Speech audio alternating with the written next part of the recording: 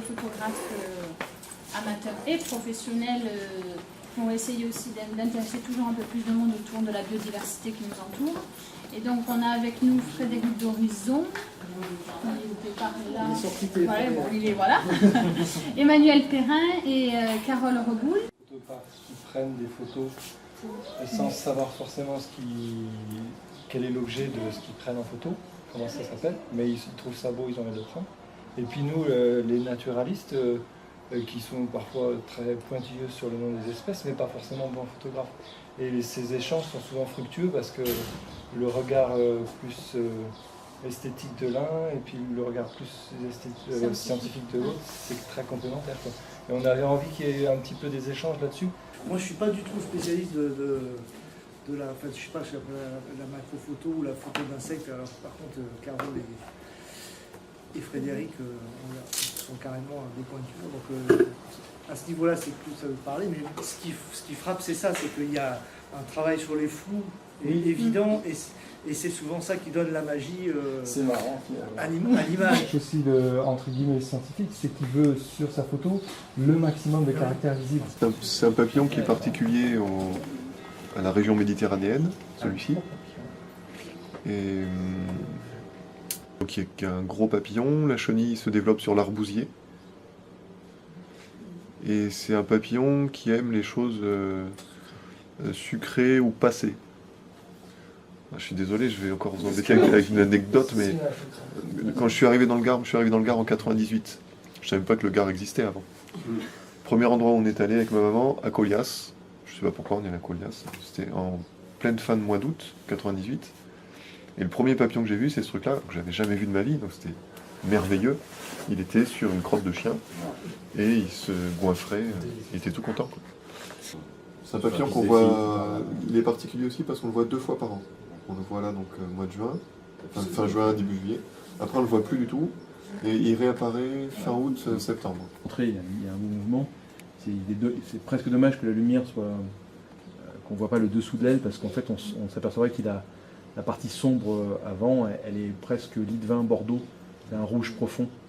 C'est assez joli, le contraste avec le orange de l'arrière.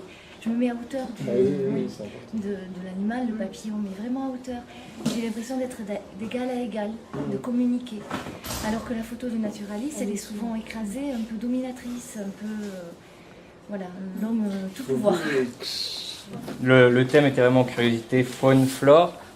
Là, c'est vraiment une photo qui est originale. On n'a pas de faune, mais finalement dans le végétal on arrive à retrouver une forme intéressante qui peut faire penser à un animal.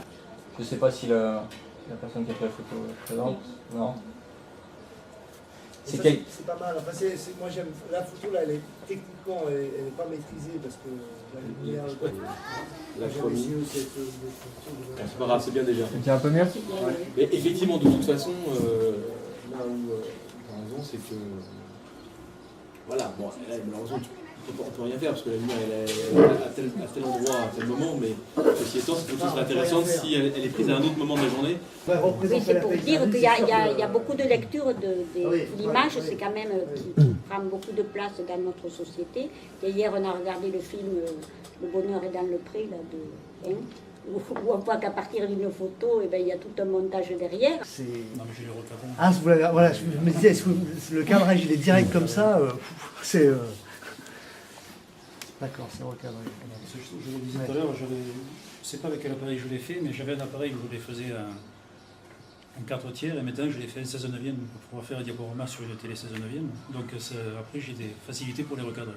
D'accord. Parce qu'après je l'ai fait en 10/15, donc j'ai triché.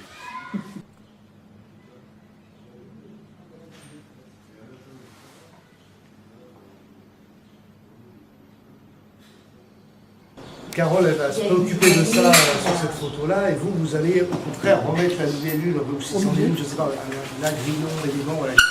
Vous allez mettre au milieu, voire vous rapprocher pour enlever cette herbe, parce que l'herbe, en fait, vous en fichez, c'est pas le sujet. Donc on l'enlève, on se rapproche, on aura une belle photo, mais celle-là, elle est forte, elle est graphique, elle est dynamique. Peut-être qu'on voit moins l'agrillon que... Mes premières photos, quand je voulais les identifier, que je les montrais à des spécialistes de Gard Nature, je connais André Sala, il s'arrachait la tête parce que je ne vois rien. Donc j'ai appris après à penser après coup, à prendre d'autres photos, mais je fais en priorité les miennes, et puis si après il reste du temps et que... Mais ça m'est difficile d'augmenter la profondeur du champ et de faire quelque chose qui pour moi est contre nature. Un excellent exemple, c'est les tipules. Tous les moustiers cousins. Voilà. Quand on regarde, c'est un truc gris et moche. Quand on le photographie et qu'on se rapproche de lui, en fait, il est orange, il est jaune, il est noir, il est strié, il a une tête de... voilà, on se croit dans un film de science-fiction, donc c'est totalement autre chose. Là, du coup, l'esthétisme est autre. C'est tout simplement la composition de l'image, c'est l'échelle qui rend l'animal, qui sort de son contexte habituel, quoi. Là, c'est intéressant. Et là, c'est là, à mon avis, où science et art peuvent se rejoindre. Oui, ça, j'en suis convaincu. Les livres scolaires, souvent, il y avait toute une page d'animaux visibles. C'est comme les mauvaises herbes, les bonnes herbes et les mauvaises herbes. C'est humain, ça. Il n'y a pas de mauvaises herbes et de bonnes herbes. Tout, c'est des herbes, c'est des végétaux. C'est des conceptions, en fait, des choses, de notre rapport de l'humain avec la nature, en partie, qui évolue. Et puis, et aussi la croyance, enfin, j'ose dire la crédulité des gens. C'est-à-dire qu'il y a parfois, il y a eu des moments dans l'histoire où il y avait vraiment des problèmes, surtout sur l'agriculture. Alors Fabre, je reviens à mon Fabre, il en parle beaucoup. Et du coup, c'est très intéressant, mais alors, ça va être au 19e siècle, on payait les gens pour détruire les hannetons. Vous connaissez tous les hannetons, on parle des hannetons, et on leur donnait une prime à la tonne de larves de hannetons. Donc c'est dire qu'ils devaient quand même en ramasser quelques-uns des hannetons pour faire des tonnes. Et qu'ils en ont détruit quelques-uns. Donc c'est pas anormal qu'aujourd'hui on dise tiens, c'est bizarre, il n'y a plus de hannetons. Parce que là, évidemment, il y a eu une destruction massive importante. Le loup, si vous tombez un jour sur ce document, il y a un gars qui a écrit, qui a repris un peu tous les documents pour savoir la fin du loup dans le Gard. Le loup, il a été détruit dans le Gard en 50 ans. Donc pendant des milliers d'années, il y a eu des loups dans le Gard.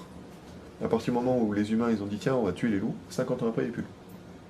C'est extrêmement rapide dans l'évolution de la nature. Donc ces notions de nuisibles et tout ça, elles sont en fonction à la fois de réalité, donc encore une fois économique ou agricole, à des moments de l'histoire où je suppose que quand on détruisait les hannetons, on avait vraiment besoin en France d'avoir des choses à manger pour les gens. Ils avaient passé le week-end dans un mas isolé, et tout le long du week-end, ils ont aperçu un renard qui tout doucement s'est rapproché de la maison. Et au fil des heures, il s'est rapproché, jusqu'à la fin du week-end, il pouvait presque lui donner à manger dans la main. Oui, ça c'est plus une histoire qu'une photo. C'est intéressant. Mais bon, les photos, ça raconte une histoire aussi. Exactement. Ça immortalise une histoire. Ouais.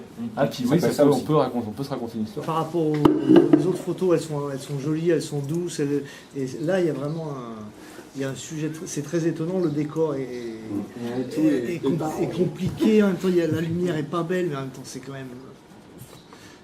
Je sais pas, moi elle m'impressionne. Il y a un regard, il y a le sujet regarde... Il y a le regard. Voilà. Exactement, le sujet regarde le photographe. Donc. Et j'ai des milliers de punaises aquatiques qui me sont tombées à travers les branches et ça faisait un bruit de pluie, c'était extraordinaire. Tout ça pour cette lumière ridicule. Et c'est là qu'on se dit, dans le ciel, la nuit, il se passe quand même des choses. Ont été prises avec les enfants de l'école primaire de Saint-Marc, surtout les classes de CE1 et CM1. On a montré une animation en bord de rivière et on avait invité les enfants à prendre un appareil photo, on avait laissé le nôtre aussi et on s'est baladé pendant une demi-heure, une petite heure, on a pris quelques photos. J'ai fait une sélection et je les ai mises dans le diaporama pour qu'elles participent au concours. Merci.